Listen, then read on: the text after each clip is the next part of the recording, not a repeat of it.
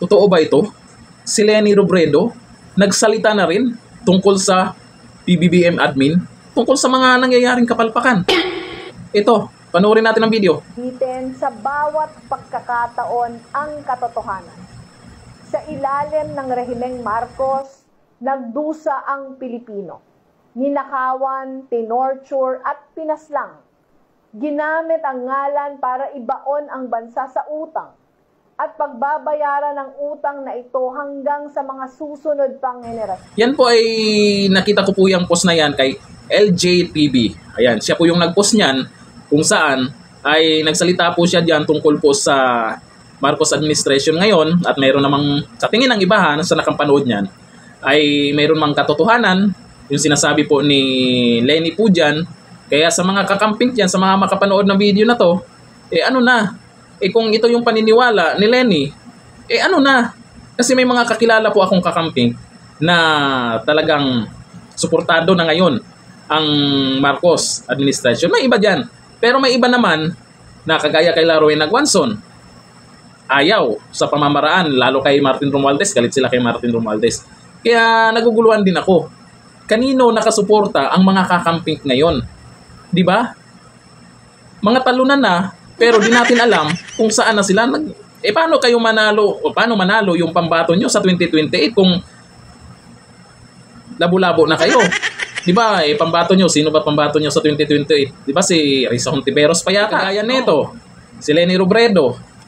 Kung nagsalita ng ganyan, kung totoo man ito, ay kanino kayong makikinig ngayon? Sa mga kakamping. Kanino kayo maniniwala ngayon? Kanino kayo susuporta ngayon? Imbis na labanan po natin ang korupsyon, kahit wala ng kulay-kulay. Doon sa mga nagrarally nga dyan ng mga estudyante, marami akong kakilala dyan na taga rito din sa amin. Ay wala naman din tayong kontra doon kasi ang pananawagan lang naman nila, ang rally naman nila tungkol sa korupsyon. At wala silang pakialam kung sino yung politiko dyan. Wala silang pinapanigan. Hindi sila pumapanig sa Duterte, hindi sila pumapanig sa Marcos administration. Basta galit sila sa nangyayaring korupsyon. Kumbaga nangyayari po dyan ay damay-damay na. Kasi sa nangyayaring korupsyon ngayon, may nananagot ba na politiko? Kung mayroong mga matino na politiko dyan at may nasangkot na kapwa politiko na magnanakaw, dapat gagawa sila ng paraan paano mapanagot. Paano nila mapanagot yung kapwa politiko nila na nagnakaw para malinis yung pangalan nila. Ngayon kasi wala tayong balita kung sino yung politiko na managot diyan sa nangyayaring maanumalyang flood control project, budget, kung saan napunta, trilyon na ang pinag-usapan. Sana naman may gagawin na po ang ating Pangulo. Kung baganing nangyayaring investigasyon ngayon ay wala nang tiwala yung karamihan. Hindi natin napapanood live Mas maganda pa rin yung nakaraan, lalo na yun sa Senate hearing nila Senator Marcoleta, kahit papano, napapanood natin at makikita natin live kung sino yung nagsasabi ng totoo, sino yung nagsisinungaling. Kahit hindi naman siguro abogado, kung magsalita yung isang tao, mahalata naman kung nagsisinungaling.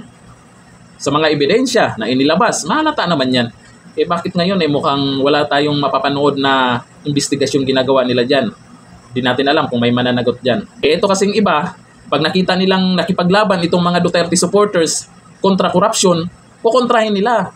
Naku po, makipagtulungan na lang kayo. Kaysa puro kayo kontra. Makipagtulungan kayo na labanan yung mga buhaya.